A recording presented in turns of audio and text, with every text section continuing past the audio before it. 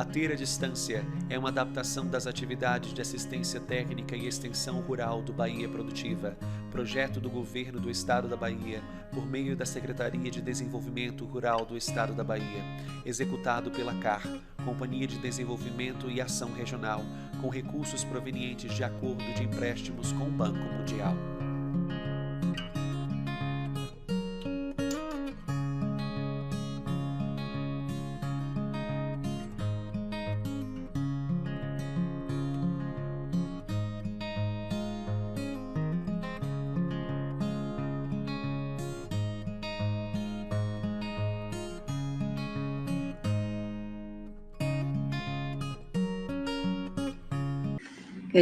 Boa tarde a todos.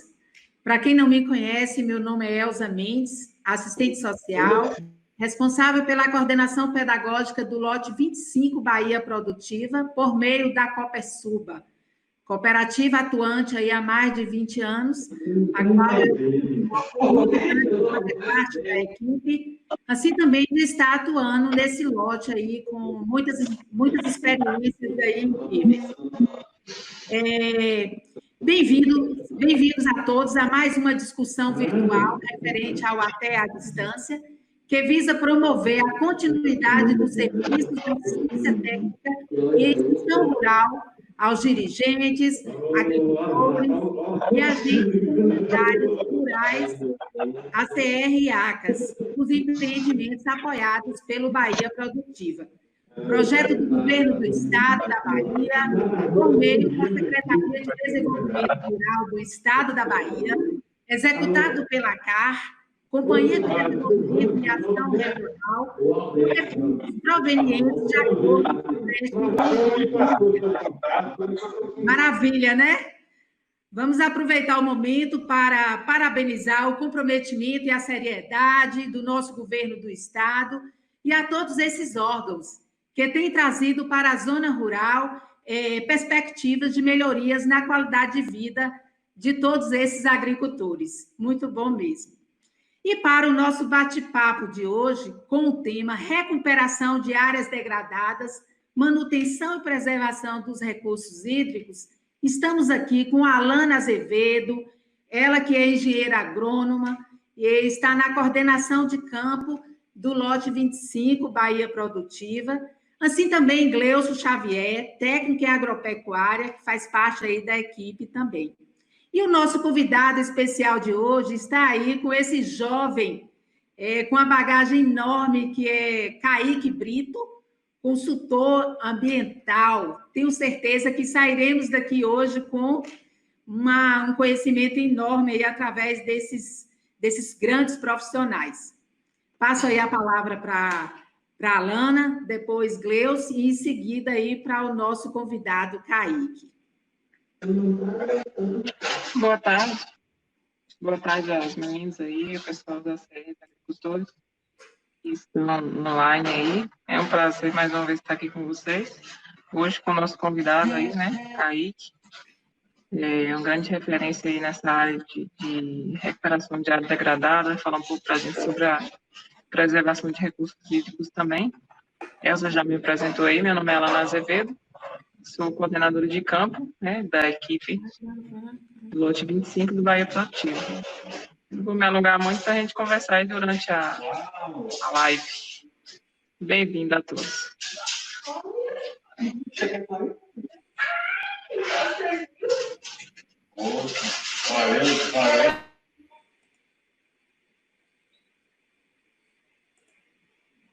Fala que ele está com o microfone. Ô, Gleuson, o seu microfone está desligado.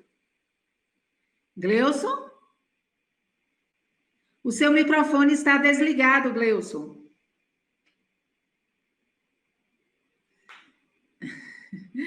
Boa tarde a todos e a todas, né? Está ligado agora, Elza. Boa tarde a todos e a todas. Dizer que é sempre bem-vindo a presença de vocês que estão participando dessa live, né?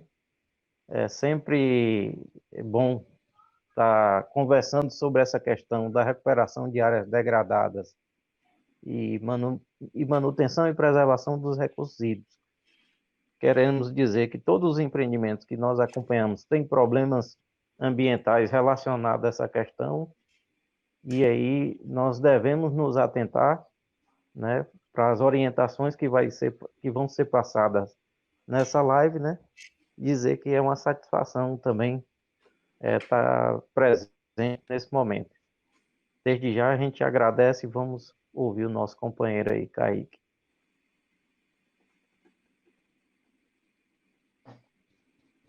O espaço é seu, Kaique.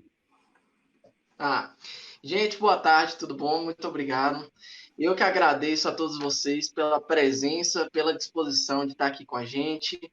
Eu só tenho a agradecer primeiramente a Deus e, em segundo local, a equipe Copersuba, especificamente a composição da equipe ATER, que vem desde muito tempo já fazendo um trabalho de excelência e que eu pude ver em pouco tempo, porque eu também sou estagiário da Copersuba.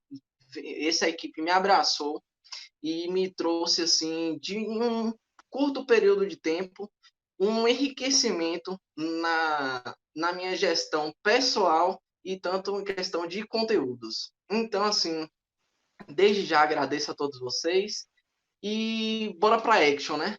Então, a gente vai começar tratando de recuperação de áreas degradadas. Contudo, esse tema, no meu ponto de vista, na minha concepção, é um tema amplo e que tem vários viés para a gente estar trabalhando. Contudo, como a equipe ATE tem a proposta de trazer técnicas, conhecimentos e a ciência para pequenos agricultores, das quais eu também estou fazendo parte e tenho conhecimento de quais são as deficiências, eu estreitei nosso debate, nossa conversa, nosso bate-papo para o que vai ser de fato importante para a gente nesse momento, nessa conjuntura, onde a gente tem pequenos terrenos, pequenos espaços de área para poder produzir.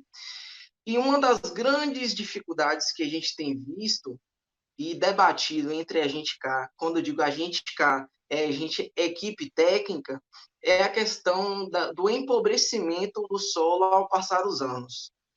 Então,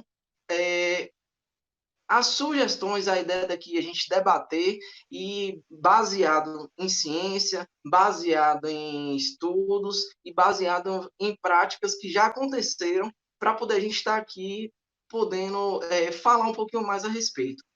Vocês estão conseguindo ver o slide? Porque eu gostaria de conduzir o nosso bate-papo através dele.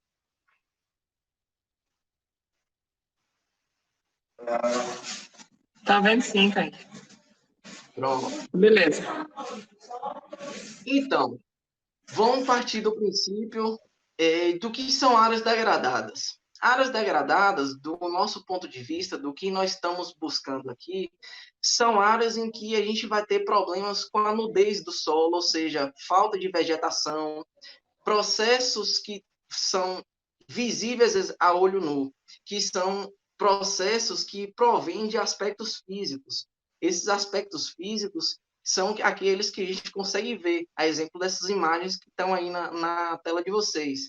São 3 exemplos de interferências que foram sofridas, são consequências, na verdade, da falta de vegetação. Ou seja, isso aí são solos que estão aparentemente degradados e, de fato, estão. Só que, além desse aspecto físico, existem outros aspectos, que são os aspectos químicos e os biológicos. E todos esses 3 aspectos, eles vão estar interligados entre si, de modo que, no aspecto físico, eu acabei de salientar que é a nudez do solo.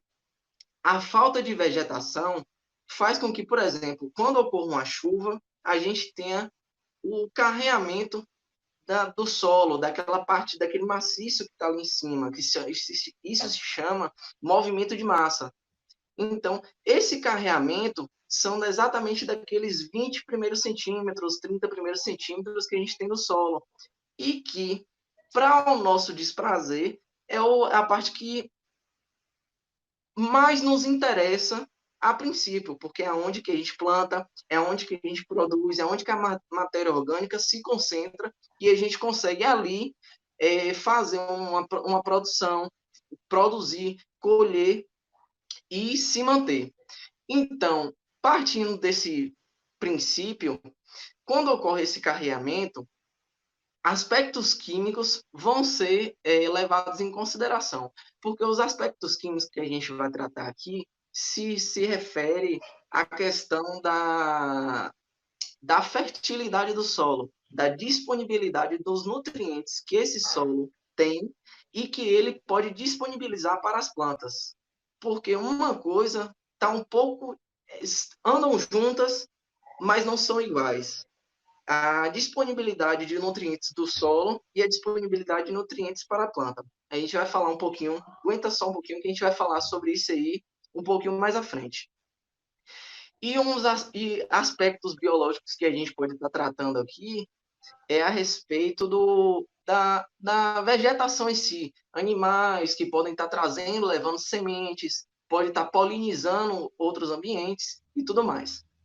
Bom, partindo desse princípio, eu gostaria de mostrar essa imagem para vocês e ela nos diz muito a respeito do que eu acabei de falar. É um exemplo de um solo com vegetação, coberto com vegetação, um solo coberto com serrapilheira, detritos, galhos, folhas secas, que provavelmente são provenientes da sucessão natural de uma planta, né? Que ela brota, floriu, pronto, caiu. E um solo descoberto, um solo novo. Então, vocês podem estar observando a coloração das águas. Além daqueles aspectos que eu estava citando anteriormente, tem um grande papel fundamental a questão da vegetação do solo, que é o papel de filtragem. Além de tudo, ele consegue, como vocês podem estar vendo, no primeiro vasinho da esquerda, a vegetação, além de proteger o solo, ela consegue filtrar. Então, assim, pensando do ponto de vista que a gente está tratando de recuperação de áreas e de manutenção e preservação de recursos hídricos, a gente já está ali pensando no nosso lençol freático. Então, a gente vai já ter uma ideia de que uma coisa está ligada à outra. No nosso segundo canteiro, nós observamos que há um aumento da coloração, mas ainda assim, você percebe que o solo ele se manteve, o solo ele não está tendo visivelmente nenhuma agressão física, diferentemente do terceiro vaso. O terceiro experimento, o terceiro pote, digamos assim, vocês podem estar percebendo que há uma interferência gigantesca, um impacto gigantesco da água que foi carreada nesse solo, que não tem nada para cobrir, nada para preservar e nada para poder aparar a chuva. Não dá para poder mostrar de onde nós estamos, mas além desse aspecto, o terceiro pote, com certeza absoluta, será uma terra que ela vai ser compactada, ela é compactada, onde a porosidade, que são os espaços que a gente precisa para poder tanta água, os nutrientes, os nossos animais que compõem o nosso solo, exemplo, minhocas, por exemplo, insetos que fazem parte da nutrição do solo, eles ficam com dificuldade de percorrer. Então, ou seja, aquela movimentação que faz com que o solo ele consiga se regenerar, ela seja dificultada. Então, assim, a ideia que eu tive quando a gente foi falar desse tema era pensar a respeito de conseguir recuperar uma área para que a gente dê condições ao solo dele ter o poder autorregenerativo que naturalmente ele tem. Então, partindo desse pressuposto, nós vamos pensar um pouquinho a respeito da nossa água. Segura a mão aí da onde a gente estava no solo. Então, vou só, para a gente não se perder, eu ressaltei da questão da vegetação do solo, ressaltei a questão da influência que a falta da vegetação vai fazer em questão de agressão ao solo, física e química. Lembrando que quando eu falar de química, a gente vai tratar química como a fertilidade do solo, não da planta, do solo. E aí essa imagem que eu trouxe para vocês, o primeiro quadrinho faz muito jus ao que eu acabei de dizer. Assoreamento é uma consequência da falta de vegetação no solo. Então, a gente está aí vendo que um leito de rio ele pode ser prejudicado, ele pode ser atingido por conta da falta de vegetação. O que isso na prática influencia para a gente? Bom, nós como pequenos agricultores familiares, nós, principalmente os menores, a dificuldade da questão da água é comum.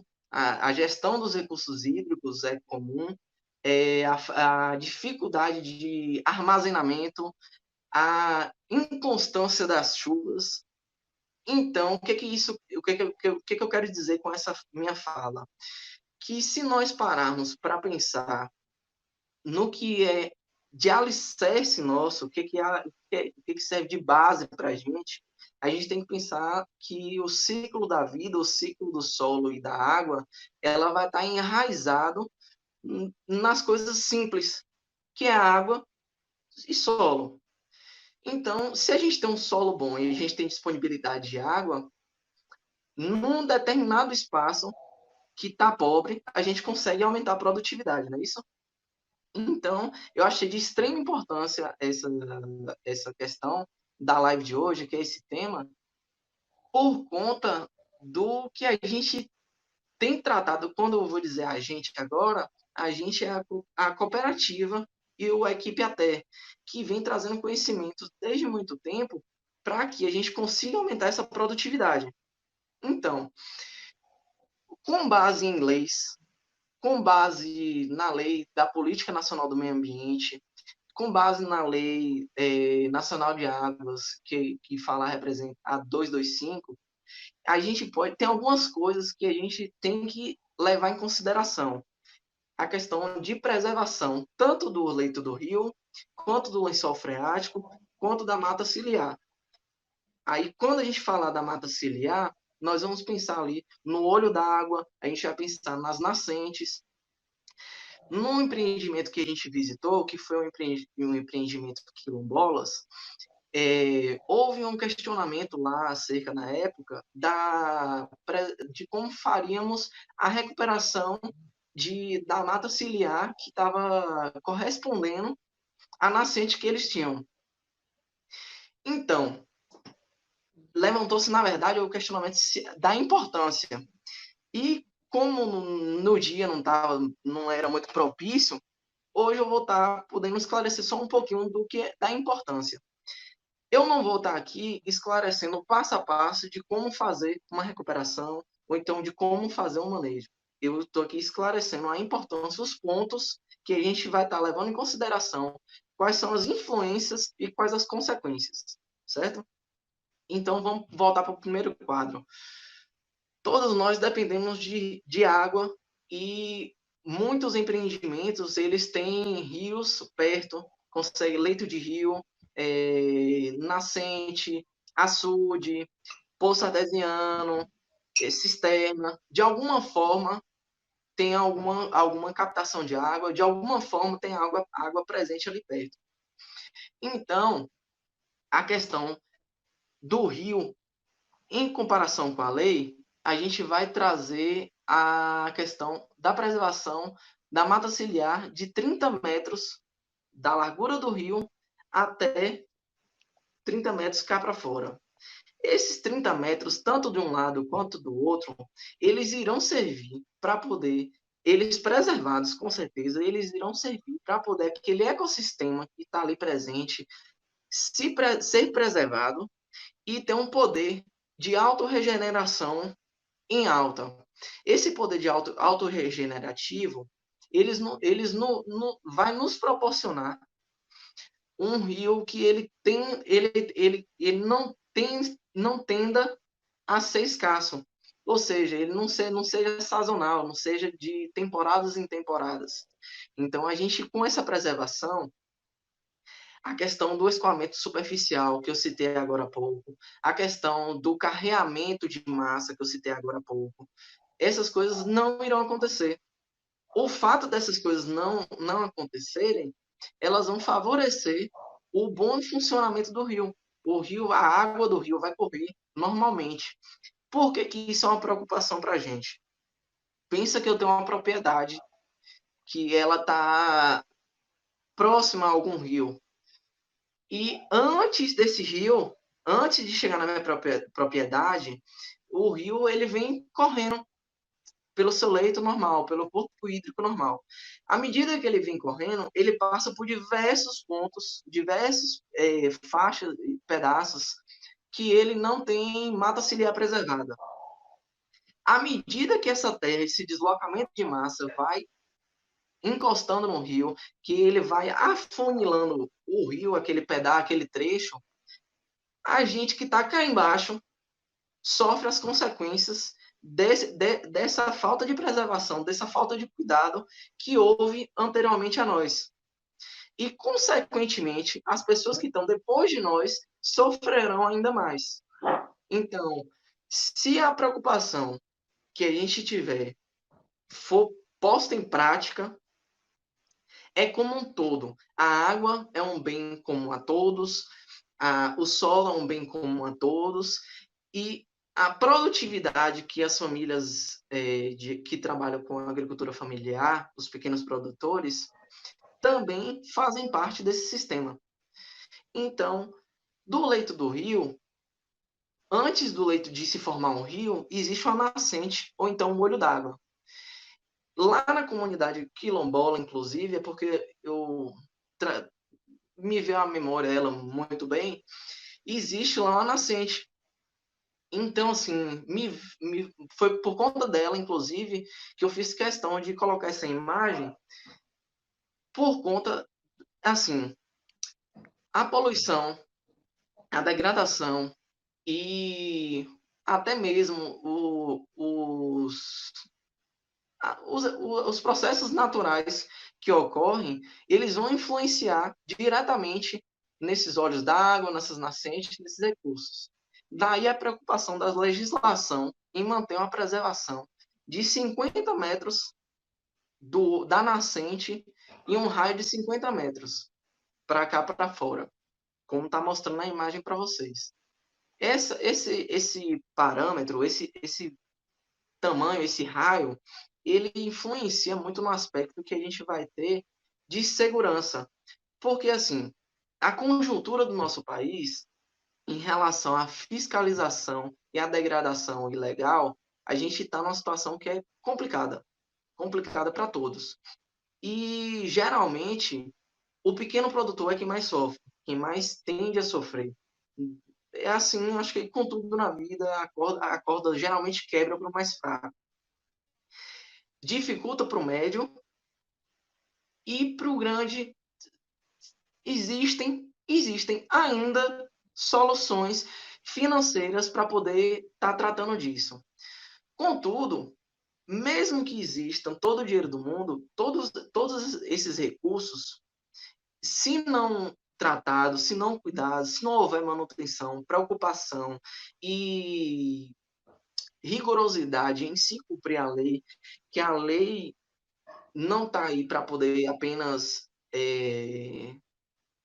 burocratizar, a lei tem realmente suas bases, seus princípios em manter uma relação sustentável entre o homem, a produção e o meio em que ele se localiza, ela vem nesse sentido mesmo, da gente estar resguardando a nós mesmos quando a gente pensa em recuperar, dar manutenção e preservar esses recursos, tanto dos rios, das nascentes, recursos hídricos e do solo. Bom, essa outra figurinha aqui abaixo é bem comum, é bem isso mesmo. Tem um vídeo no YouTube que infelizmente eu não consegui transpor ele no meu slide, é que é um projeto de preservação de uma nascente. A nascente está pouquinho, quase que acabando. O seu entorno, você nota que houve degradação, não houve preservação, não houve manutenção e nem preocupação com nada que se fazia ali perto, da importância de que tinha aquele olho d'água. Com o passar do tempo, esse recurso hídrico, que foi a nascente, eles diminuíam ao ponto de secar. Isso tem no YouTube, só tem que houve um projeto dessa comunidade que mora lá próximo, e essa comunidade, ela investiu suas energias e seus recursos para poder estar fazendo a recuperação da área desse local. Porque a gente tem recuperação de área de todos os meios. Mas dessa mata ciliar que eles fizeram a recuperação, os recursos que a gente tem enquanto natureza, enquanto meio ambiente, quando a gente está na zona rural, existem meios que são mais acessíveis. Como foi que esse pessoal fez essa recuperação? Eles utilizaram de plantas nativas, árvores nativas, fizeram captura de sementes, banco de mudas, tudo isso para poder estar inserindo dentro desse raio de 50 metros. Eu me recordo, inclusive, Gleuson mesmo, ele já trouxe em algum empreendimento que me falha a memória agora, essa questão do banco de sementes, de mudas. Então, assim, eu percebo que tanto a Lana, quanto o Gleuson, quanto a Elza, eles vêm trabalhando as ferramentas elas são ferramentas que são muito utilizadas nessa temática, são ferramentas que estão assim proporcionando aos pequenos agricultores, médios e grandes, a questão do manejo e produção sustentável. Por que esse termo sustentável? Sustentável é um nome até que está em moda, né? Mas, no sentido literal da palavra, todo o ensinamento técnico, todo o aparato que a Copersul, a cooperativa, trouxe nos seus empreendimentos em particular, que eu vou citá-los alguns durante nosso bate-papo, eles são ferramentas fundamentais. E eu, inclusive, concordo e sou a favor delas, eu utilizo muito elas. Bom, então, assim, pensando que a gente pode recuperar e preservar da manutenção na mata ciliar, que é tanto da nascente quanto do recurso hídrico, a gente está pensando lá em mudas, em sementeiros, em captação de semente, em plantação do que a gente já tem. São coisas nativas, são coisas que a gente vai só investir nossa energia e nossos recursos braçais, baseados na ciência, para poder conseguir fazer com que a saúde daquele meio ela se fortaleça. Pensa comigo, um maratonista, ele consegue correr de primeira, uma prova, ele consegue ir no seu máximo de produtividade. Ele vai lá, ele corre tudo que ele tem para correr. Se esse maratonista, ele vem ali num preparo, tem toda uma dieta para ele. Ele vem sendo preparado, certo? Se a partir desse momento, a partir dessa maratona que ele correu tão bem, dali por diante, ele só faz correr e não repõe as energias, os nutrientes, à medida que o tempo vai passando, o rendimento desse maratonista vai diminuindo. E isso eu estou falando de um ser humano. Por que eu quis citar um exemplo do ser humano? Porque o meio ambiente também faz parte do ser humano. Nós fazemos parte do meio ambiente e o meio ambiente faz parte de nós. Então, quando a gente pensar sobre solo, sobre água, a gente também tem que estar pensando no zelo, no cuidado e no carinho mesmo. A gente tem carinho por a gente, então a gente tem que ter carinho também por aquilo que nos mantém vivo. São os recursos básicos, é aquilo que faz a produtividade acontecer. Então, uma das coisas que eu pude observar, infelizmente eu observei durante esse período que a gente está junto, as visitas dos lotes, dos agricultores, é que, por exemplo, nem todos os locais, nem todas as situações, a questão de resíduos, ela é pensada. Quando eu falo resíduos, é o lixo mesmo que a gente gera. O lixo, aquele papel, aquele copo que a gente deixou cair, aquele resto de coisa, aquele plástico, aquele papelão, aquelas coisas para onde, teoricamente, a gente não tem para onde destinar e joga de qualquer jeito. Muitas das vezes, infelizmente, e nem por falta de conhecimento, é pela falta dele mesmo, a gente acaba agredindo, sem querer, esses meios que a gente deveria estar preservando. Então, eu gostaria de chamar a atenção nesse sentido aqui, para o que a gente possa estar fazendo de mínimas ações para estar contribuindo. Cada lote, cada região, cada assentamento, cada associação, ela trabalha em conjunto, porque um sozinho não tem como dar conta. A situação de degradação, ela acontece, ela é real, mas do mesmo jeito que a degradação é real, a recuperação também é. Então, eu trouxe um exemplo aqui, quando a gente se fala assim de recuperação em mata ciliar, quando a gente fala de recuperação quando a gente pensar em recuperação no sentido de deixar aquele ambiente o mais próximo do que era antes de ser degradado pela ação humana ou então pela ação da própria natureza, eu coloquei aqui esse exemplo de plantio. Esse é um exemplo de plantio que ele pode, de certa forma, ser modificado, ele pode ser adaptado a cada região, cada situação, cada colocação. O que eu trago de atenção? Por que eu trouxe esse exemplo? Por conta da questão que aí, ó, espaçamento de plantio bem definido é igual a um recobrimento rápido e um menor custo de manutenção. Então, se a gente avaliar nossa área, se a gente quer recuperar aquela área, quer avaliar aquela área, e a gente precisa e quer investir pouca energia naquilo, porque assim, quando eu digo investir pouca energia, do ponto de vista de otimizar nossa energia, do ponto de vista da gente ter ações assertivas. Então, a gente vai estar pensando em algo semelhante a isso. E eu, particularmente, Kaique, eu sempre opto pela diversidade. Eu sempre achei, e sempre vi resultados quando se trata de recuperação, quando se trata no sentido de diversificar e preservar.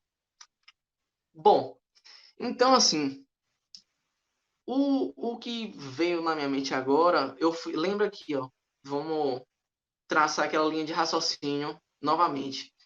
A gente veio fazendo a colocação do solo e como caracterizar que o solo está degradado. Beleza.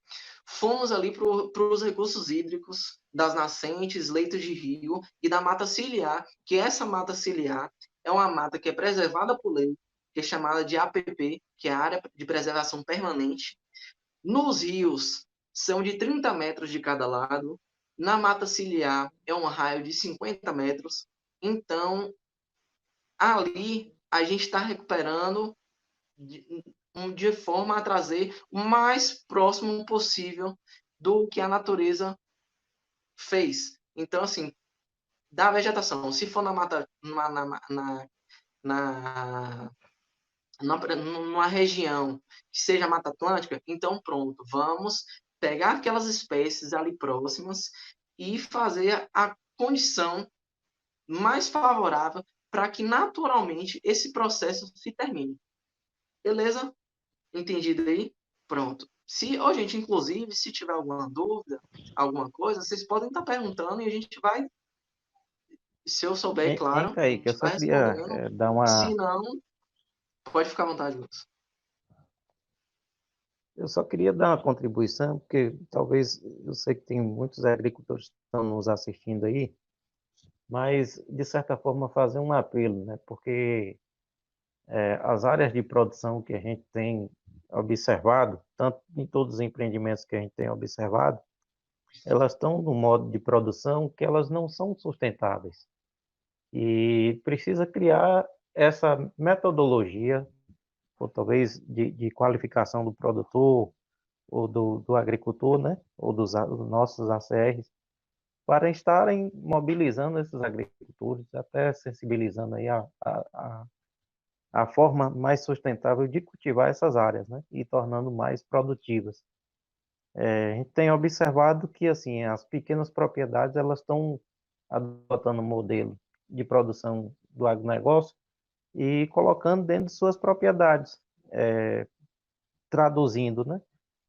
Trazendo todos esses danos que você falou aí, principalmente degradando as áreas, porque elas só têm uma cultura só. E como os agricultores não têm uma forma de reposição desses nutrientes, da fertilidade do solo, isso acaba empobrecendo. Nos municípios afora, a gente vê que o pessoal utiliza as áreas de plantio nos anos seguintes, abandona essa área por conta da fertilidade que vai diminuindo e aí segue adiante, né? Então, isso não é a forma sustentável. E outra que, assim, né, alguns empreendimentos, elas precisam da matriz energética para utilizar nas agroindústrias. E onde é que nós vamos retirar esse material, né? Onde é que a gente vai utilizar a lenha para funcionar?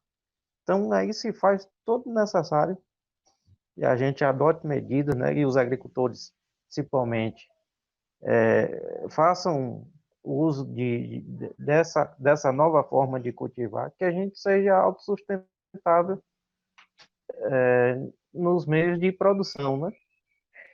Tanto energético, tanto da questão da cobertura do solo, tanto da diversidade de produção, né? Isso se faz necessário e urgente ser feito esse trabalho, né? Só para contribuir. Valeu, Gleuson. Inclusive, pegando o gancho da sua contribuição, é porque eu acho que a gente compartilha muita ideia e compartilha muito da mesma ideia. E aí eu entrei agora com essa pergunta: áreas degradadas, como recuperá-las? Lembra que quando eu estou falando aqui, eu estou sendo específico aos pequenos agricultores, estou sendo específico ao público que o até atende. E assim, esse conhecimento pode ser estendido e ele pode ser passado para diversas localidades. Entretanto, é algo que vem sendo trabalhado globalmente, no mundo afora, vem ganhando força também aqui no Brasil, e que é um negócio chamado agroecologia. E aí a gente vai partir do princípio da agroecologia para poder a gente utilizar, ver como que a gente pode recuperar produzindo. O que Gleuson comentou aí agora a respeito do empobrecimento do solo e abandono daquelas terras, daquele terreno Nessas mesmo, áreas, né? dessas áreas. E aí, no sistema de agricultura convencional, nós normalmente fazemos, nós não, né? Faz-se a retirada de toda aquela vegetação, deixa o solo em total exposição para poder ali estar fazendo aquela questão toda daquele plantio de forma convencional, aquela arruação, adubação e principalmente nas agroindústrias a utilização de recursos tóxicos, recursos químicos que são os agrotóxicos que não faz parte do nosso meio. E aí, em contrapartida a isso, nós temos essa nova técnica.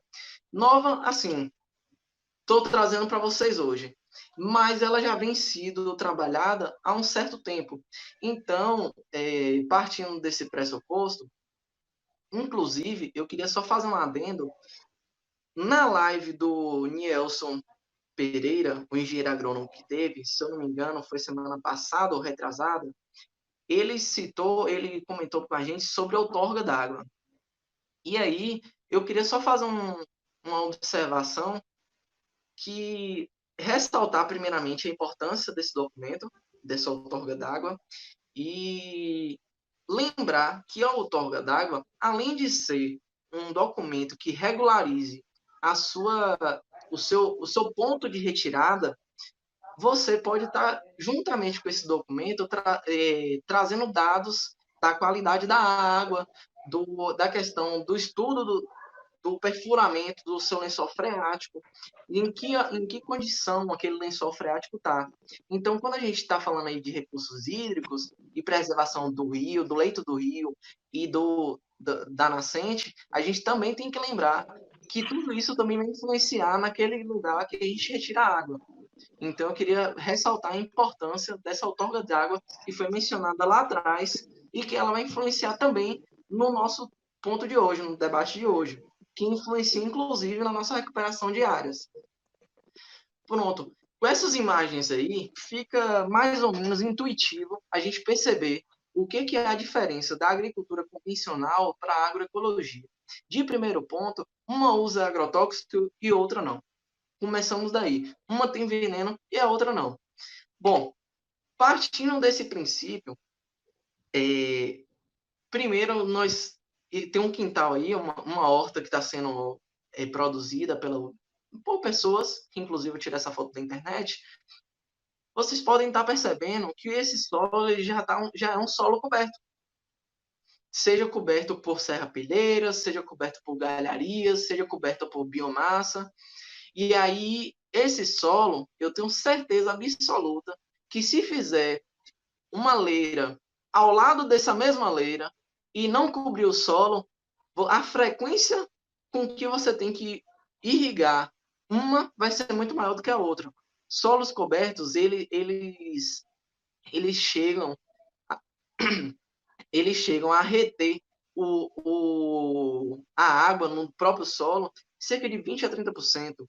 A gente, quando fala em um volume de água que a gente utiliza diariamente, no fim do mês, a influência dessa água, que ela deixa de evaporar, deixa de ser perdida, e ela fica ali disponível para as plantas, é uma contribuição muito grande.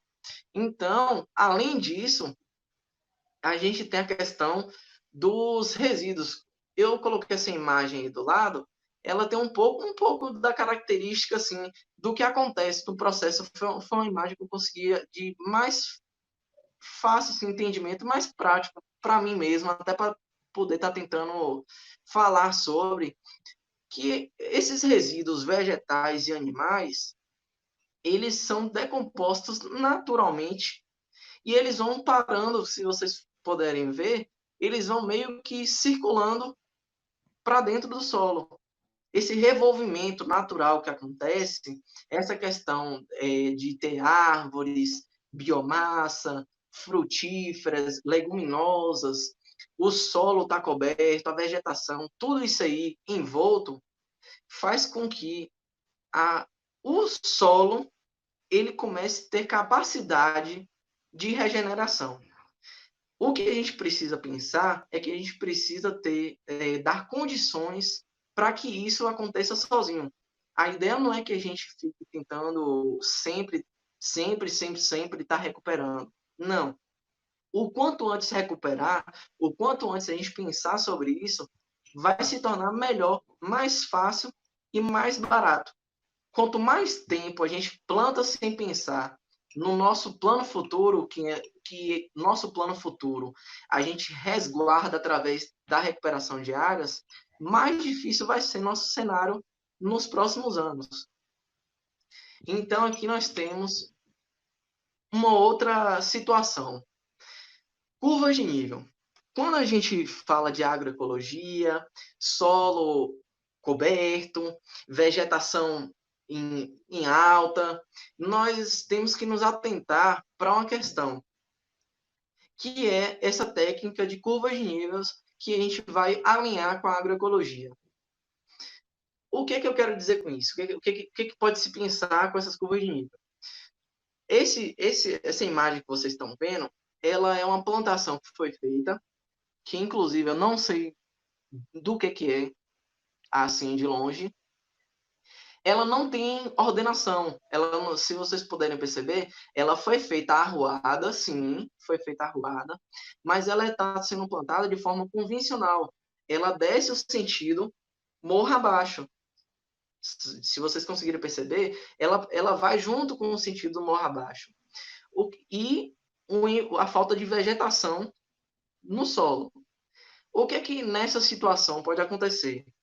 Pode acontecer aquele deslocamento de massa que a gente comentou anteriormente, o empobrecimento desse solo, principalmente na região mais alta, na região superior, que é onde vai ter o primeiro impacto da chuva e é onde pode acontecer ceder algum bloco de massa, e ele pode estar sendo carreado para baixo. O que sugere atualmente? Inclusive, teve um empreendimento que eu e Gleuson, nesses momentos, a gente fez uma prática ensinando como é que seria essa questão da curva de nível. Aí eu trouxe uma imagem para vocês de duas culturas, café-cultura e o rosicultura, que é de arroz. E elas não observem essas duas culturas, esses dois plantios, aqui nesse sentido, como agroecologia, porque eles não são agroecológicos. Aqui a gente não está pensando nisso. Aqui eu estou querendo mostrar para vocês a questão das curvas de nível. Vocês percebam que o plantio ele continua sendo arruado, ele continua sendo enfileirado, entretanto, existe uma preocupação em percorrer o nível que estamos. De uma forma mais clara, se a gente está em uma altitude ali de 100 metros, a gente vai fazer aquela ruazinha percorrendo o morro, todo mundo no mesmo lugar. E vamos ali, ó, como se fosse uma escada. É literalmente um sentido de uma escada. Só que é uma escada que a gente vai percorrer nosso território. Por que eu estou citando essa questão das curvas de nível? Porque nem sempre a gente vai encontrar só superfícies planas para plantio. A gente não vai encontrar situações mais favoráveis para que essa produção nossa aconteça. Contudo, a gente pode estar utilizando dos artifícios da ciência para poder estar diminuindo nossos problemas e, com isso, diminuindo prejuízos, diminuindo os recursos que a gente vai ter que investir nessa situação. Só para vocês terem ideia, a questão de plantio em curvas de nível, ele vai influenciar em um aspecto, lembra do aspecto físico, químico lá de trás, que eu falei quando caracterizamos uma área degradada? Então, com esse plantio pensando nas curvas de nível, a gente vai diminuir esses impactos.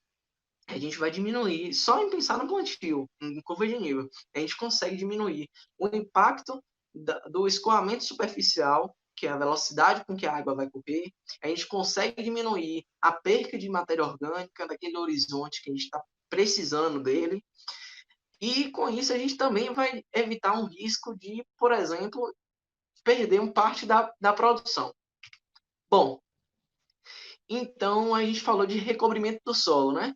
E no recobrimento do solo, a gente está aí pensando em recobri-lo com a própria matéria, a própria biomassa que nós estaremos presentes naquele local ou nas proximidades. Não pense de forma alguma que cobrir o solo vai fazer com que você perca sua produção ou que você, de alguma forma, seja prejudicado. Porque se a gente parar para analisar como a natureza se comporta, ela se comporta desta forma. E a agroecologia, ela visa exatamente isso, que a gente imite a natureza contudo, a gente consiga produzir e se sustentar nossas famílias, todas as pessoas possíveis, né? E com isso tornar a dinâmica desse sistema equilibrado. A dinâmica desse sistema, ele se torna de forma sustentável. Quando a gente trata do termo sustentável novamente, agora a gente já tem bagagem para poder pensar sustentável no sentido de nós e meio ambiente.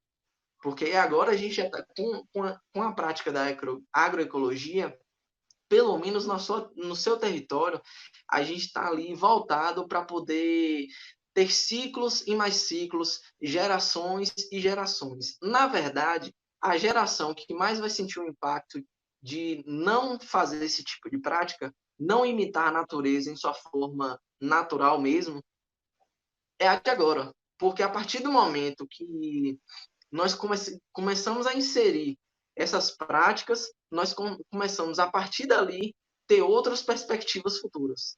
Então, nossos pequenos produtores de agora, eles, em um determinado período de tempo, eles vão ser produtores pequenos no sentido de área, mas grandes produtores no sentido de qualidade e quantidade. Nós estamos, ultimamente, de um bom tempo para cá, a gente costuma ver a questão da adubação, costuma ver a questão da correção. Entretanto, vale ressaltar que existe uma diferença entre corrigir o solo e a gente corrigir a planta. Eu já vi Gleus falando muito acerca disso, inclusive a Alana também, inclusive, a respeito justamente disso, do que você faz pontualmente e do que você faz no contexto como um todo. Quando eu falo assim, faz no sentido de adubar e corrigir. A agroecologia, por si só, ela já faz o processo de correção, regeneração e adubação desse solo. Então, a gente está pensando aí em atacar diversos problemas em uma cajadada só. A proposta da recuperação aqui é uma recuperação aquela que você consiga produzir naquele espaço mais do que você produzia antes. Então, um exemplo aqui de um canteiro com pimentão, cebolinha, rúcula, beterraba e chicória. E todo mundo coberto. Algum tempo atrás, eu mostrei uma imagem dessa e aí houve debates e debates acerca dessa imagem. Só tem que, por experiência, quando eu não tinha o conhecimento acerca do assunto, não tinha visto e nem vivido o que a agroecologia é capaz de fazer e de produzir, eu pensei que isso aí não iria dar certo, que inclusive iria suprimir essa vegetação que está aí. Entretanto, a gente pode perceber, com o avanço da ciência, da tecnologia, que não é bem assim que funciona. Então, a gente pode estar vendo aí nessas outras imagens, porque não seria justo também eu falar,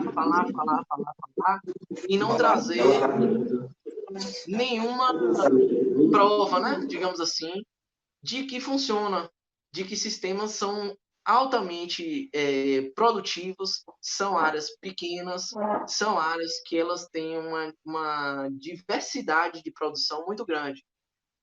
Levando em consideração um aspecto de que as monoculturas, elas, por um bom tempo, quando a gente fala de monocultura na agricultura familiar, por um bom tempo, elas foram rentáveis.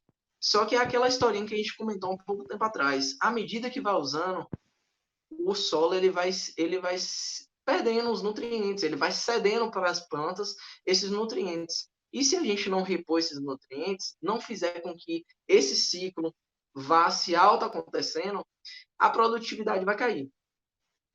Nesse sentido aí, até essa imagem do canto direito, nós podemos ver que o solo ele é literalmente todo, coberto por biomassa.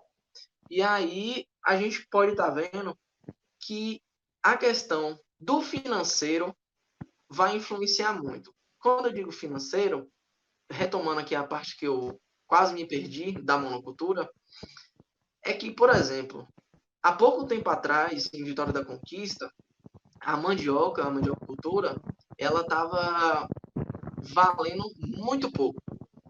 O produtor, acontece muito isso que o Glass falou, de ser abandonado o terreno, por conta que não vale nem a pena você fazer a extração para poder vender. Ou seja, está saindo mais caro, você está pagando para trabalhar. Então, assim, por que isso acontece? Não é porque você tem um pedaço pequeno de terra. Porque se você tivesse um pedaço muito grande de terra, o custo iria aumentar, você ia vender por preço muito barato do mesmo jeito, e você não iria conseguir o recurso que você imagina conseguir. O que a agroecologia traz de diferente nesse sentido? Você planta tudo. Você planta tudo, vou falar assim de uma forma bem grosseira, tudo que der na sua cabeça, você tem o direito de plantar. Vamos fazer isso, só que de uma forma que você consiga administrar isso aí durante o seu plantio. Você consiga fazer com que você saiba onde é que estão as coisas, você consiga ter uma gestão, consiga gerir aquele quintal agroecológico seu. Para que, se, por exemplo, a mandiocultura não está valendo, mas naquele mesmo quintal seu, você vai ter outras leguminosas, você vai ter uma horta ali, que hortaliças são ali semanalmente, você vai ter frutíferas, vocês podem estar trabalhando subprodutos, a capacitação, a gente pode estar vendo capacitações, a gente, eu digo, cada pessoa pode estar vendo também conhecimento na internet de como está fazendo subprodutos daquilo que você pode produzir. Isso você vai agregar valor. Então, partindo desse princípio, aquilo que a gente só tinha uma coisa para vender, eu, Kaique, e eu creio que quando você tem 10 produtos para vender, algum deles vai estar em alta. Com certeza.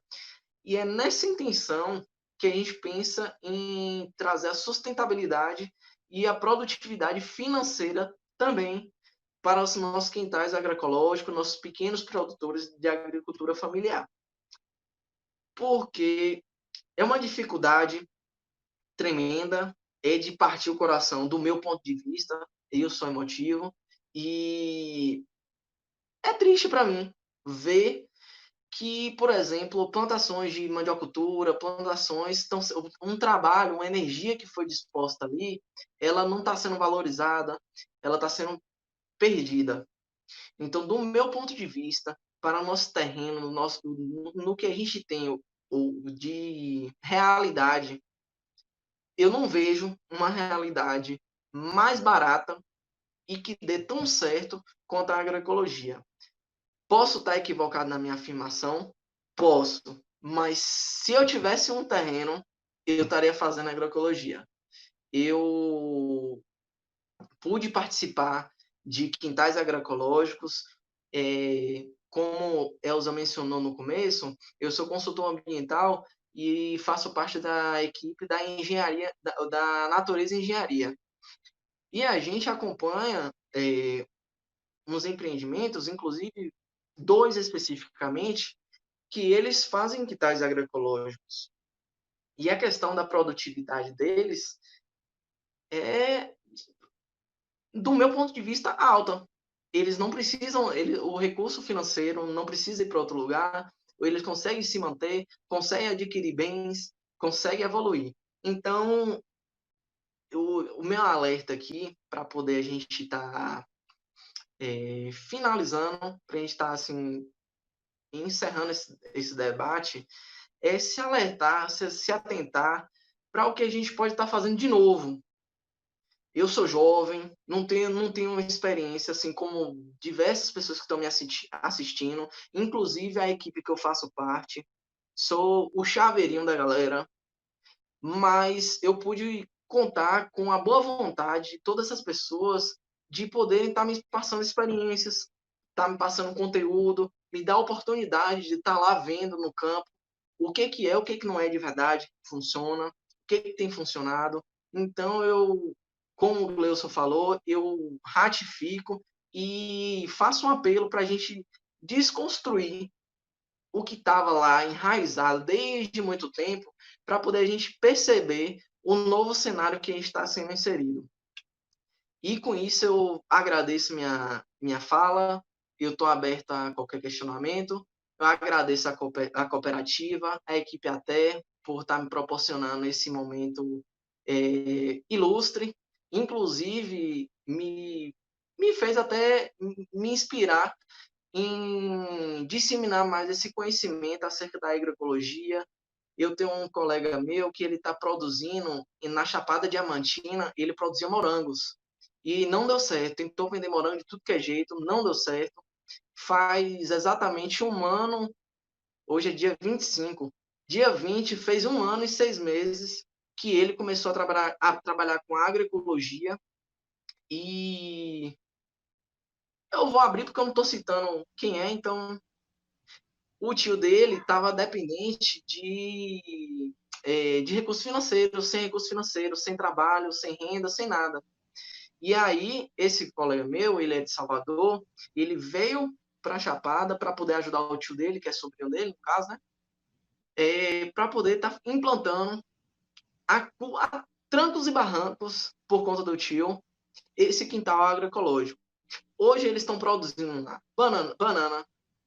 Da banana, eles fazem doce de banana, faz cocada de banana, produz coco, produz todo tipo de hortaliças, leguminosas.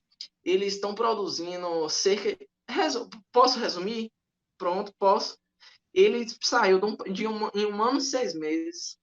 Eles saíram do nada e hoje em dia o tio dele está ajudando ele a se manter para poder concluir a faculdade dele. Então, assim, é uma realização para mim, que ele é meu amigo, é próximo a mim, ele está implantando isso, eu poder ter tido a oportunidade de acompanhar o quintal como era desde o começo.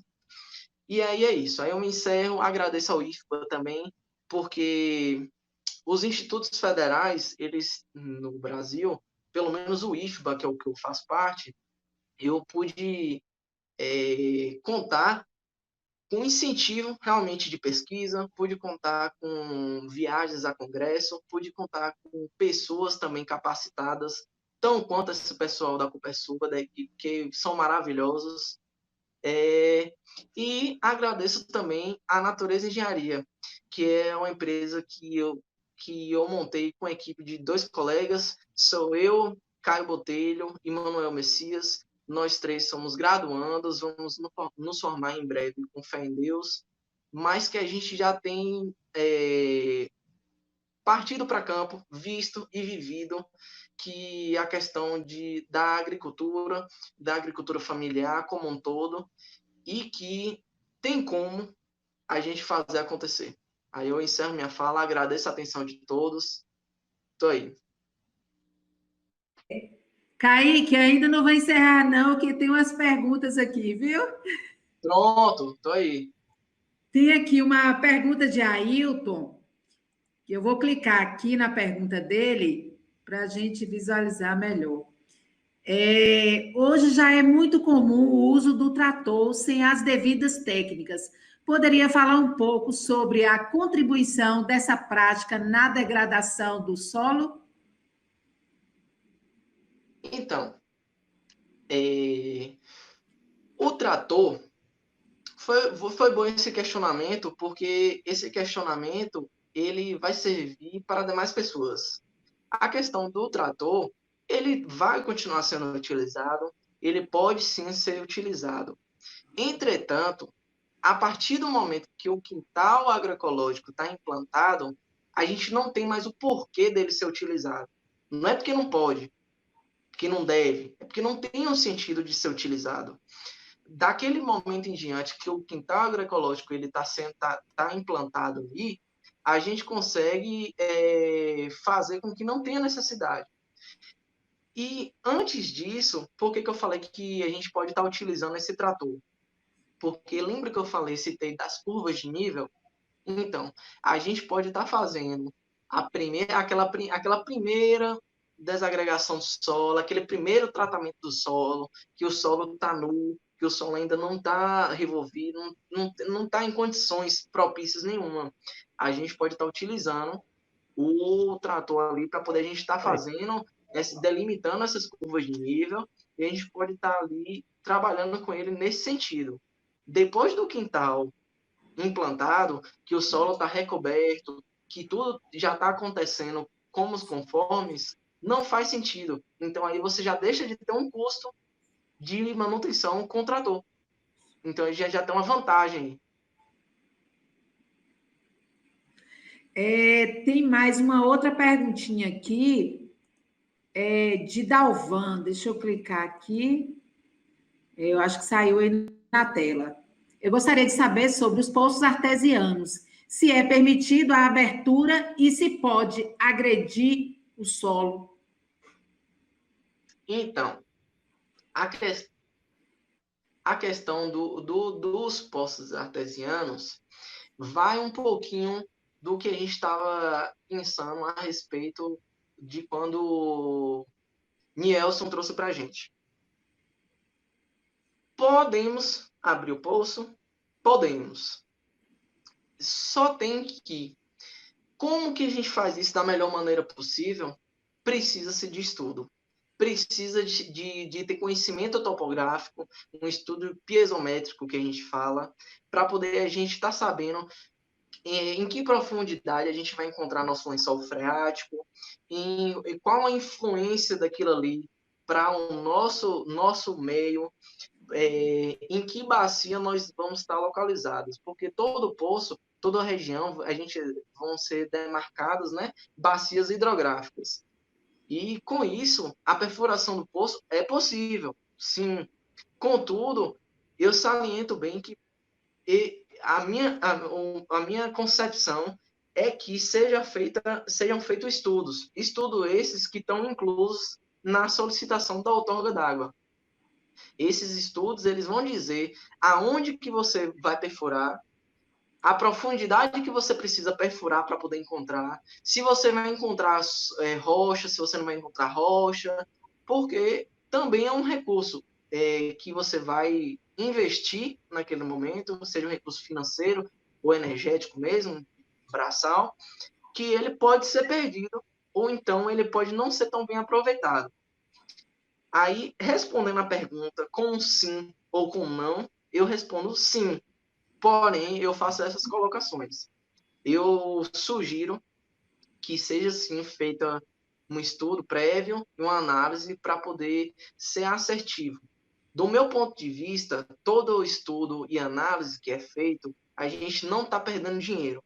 A gente está investindo dinheiro para poder deixar de ter custos muito maiores lá na frente, agora, ou até mesmo em pequeno, médio e longo prazo. Beleza. Tem vários recadinhos aqui. Só contribuindo. Viu?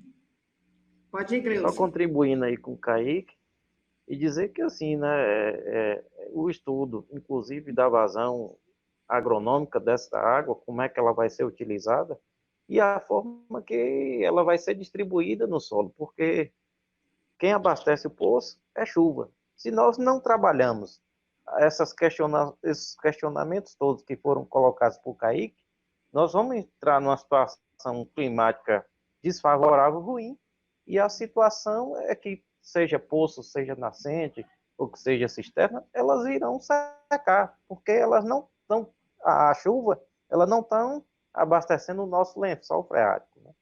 Justamente pela descobertura do solo, pela descobertura da mata, pela descobertura vegetal de um modo geral, né?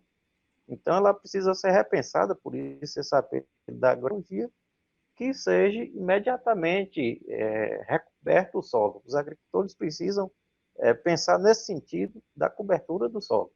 Sendo assim, toda a captação que ela tenha a proteção de sua área que for molhada, ela vai ter sucesso, porque a água não vai estar sendo desperdiçada.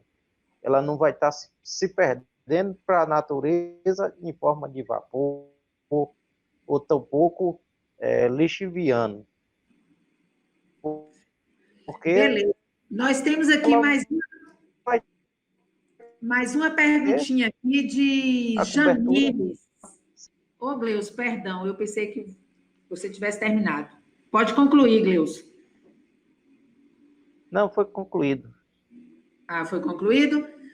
Beleza. Nós estamos aqui com uma pergunta de Jamílis. Ela é a CR da comunidade de Boa Vista, no município de Condeúba. Se possível, fale um pouco sobre as queimadas, que é uma cultura para a realização de plantação e as agressões causadas. Sendo bem taxativo, isso infelizmente é uma prática que ela é errônea, não faz muito sentido a gente queimar para depois querer gerar vida. A gente está matando para depois querer vida.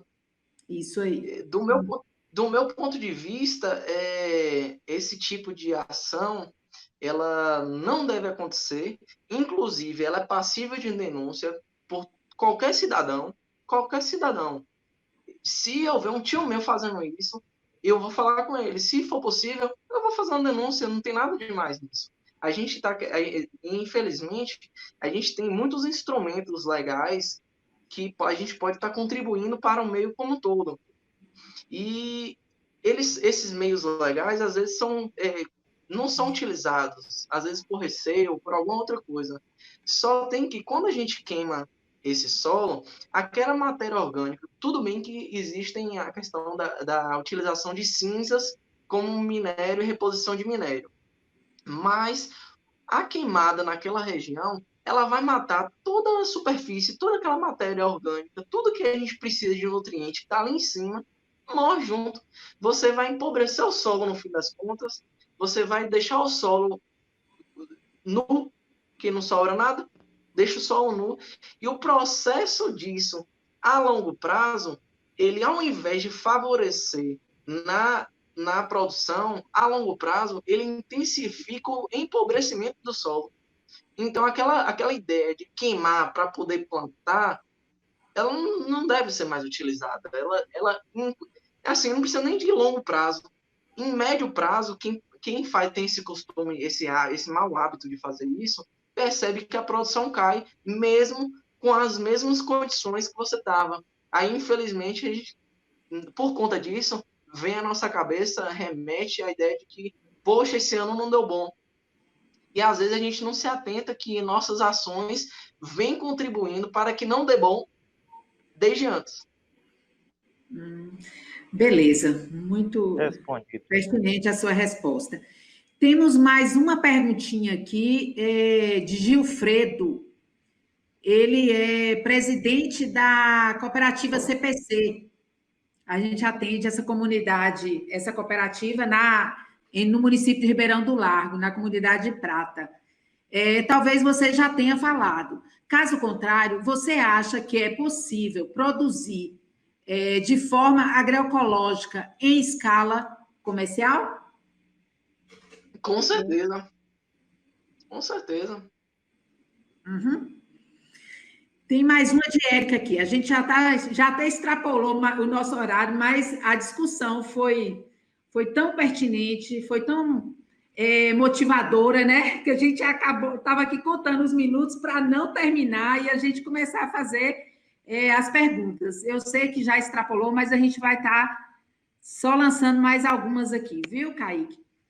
Que tipo de plantas e árvores pode ser utilizadas na recuperação dessas áreas degradadas? Então, Érico, o seguinte, cada recuperação, a gente vai estar analisando o nosso meio. Eu costumo perceber que o que mais dá certo, o que a gente pode estar fazendo na recuperação dessas áreas? A gente está usando a vegetação que é da região. Porque, assim, próximo a você vai ter algum lugar que tenha já essas árvores, que tenha já essas espécies que você possa estar utilizando.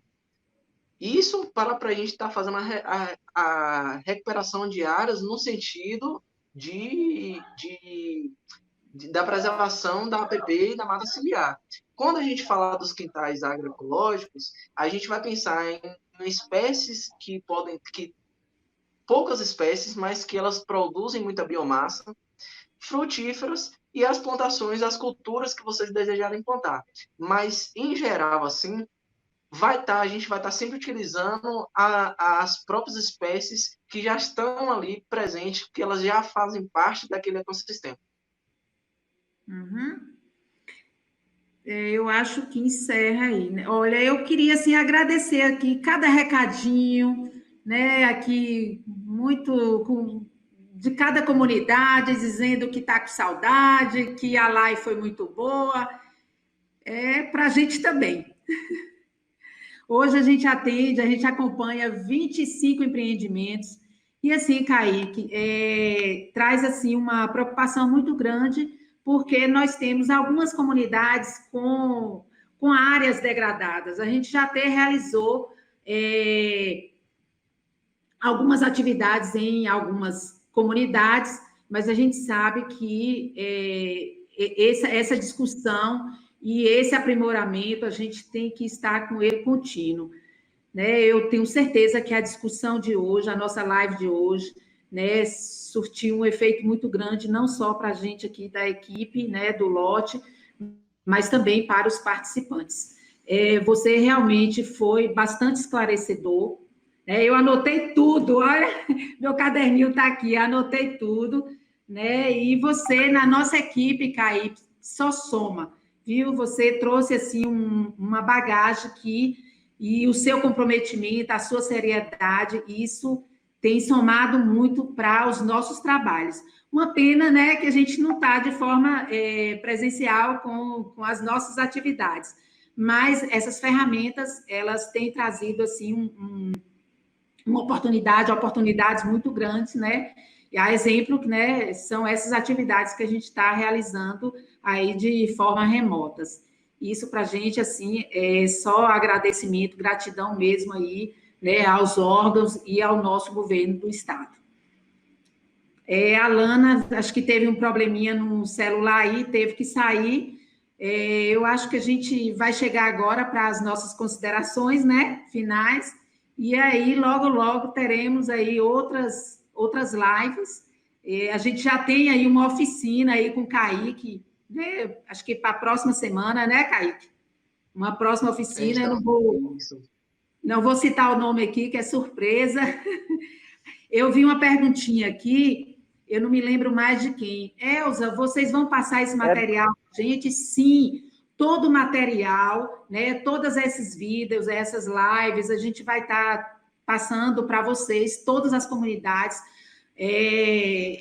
terão acesso a esses vídeos, viu? E também a gente está preparando o material impresso, né? Notas técnicas. A gente já está com alguma quantidade aqui para já passar via e-mail, mas assim que a gente assim que a gente efetuar esses e-mails, né, esses encaminhamentos, a gente entra em contato com vocês. Eu passo aí para Gleus, Kaique, para fazer as considerações finais. Bom, gente, eu queria saudar, né, o nosso colega aí, Kaique, dizer que há muitas dúvidas, acredito, de alguns agricultores, de alguns ACRs, ele pôde sanar.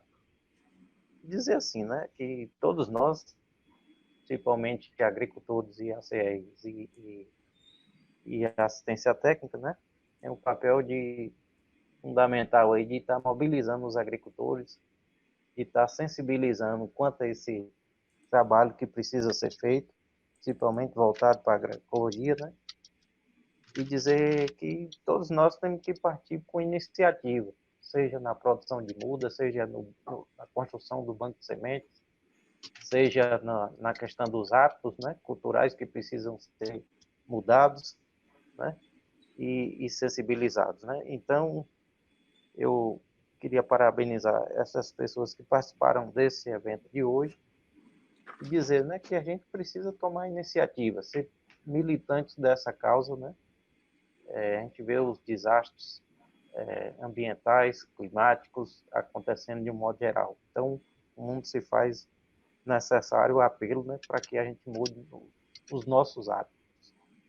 E no mais, agradecer vocês todos que participaram e dizer, né, foi bom ter essa participação, né, de todos, e agradecer Kaique, o colega Elza e a Alana por mais esse momento. É isso. Kaique? Não, eu só vou finalizar mesmo agradecendo a oportunidade. Eu acho que eu encerrei minha fala, acho que anteriormente. Foi mesmo, viu, Kaique? E eu espero ter contribuído com vocês de uma forma positiva. E o que não tiver, vocês me desculpem. Olha, gente, eu disse que seria...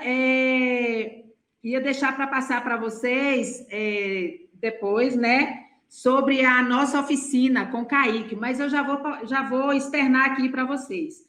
A próxima semana a gente estará realizando, juntamente com o Kaique, a equipe técnica, né, Alana e Gleus, uma oficina visando a confecção de filtro e reaproveitamento de águas cinzas. É isso mesmo, Kaique já afirmou essa oficina com a gente, e assim que a gente concluir o vídeo, a gente vai estar passando para vocês. Beleza? Assim, eu finalizo aqui agradecendo a participação de todos. Se sintam abraçados por nós e esperamos estar com vocês de forma presencial o mais breve possível.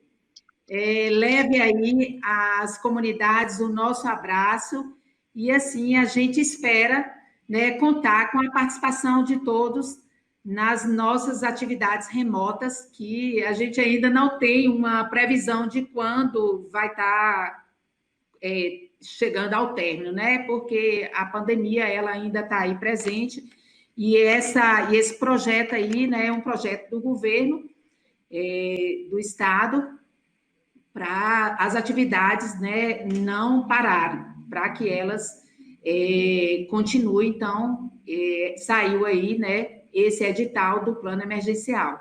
Mas para que nossas atividades, né, sejam bem mais proveitosas, né, que a gente alcance aí esse resultado, a gente precisa também da participação de todos vocês. Então, até a próxima live aí, se Deus quiser. Abraço a todos.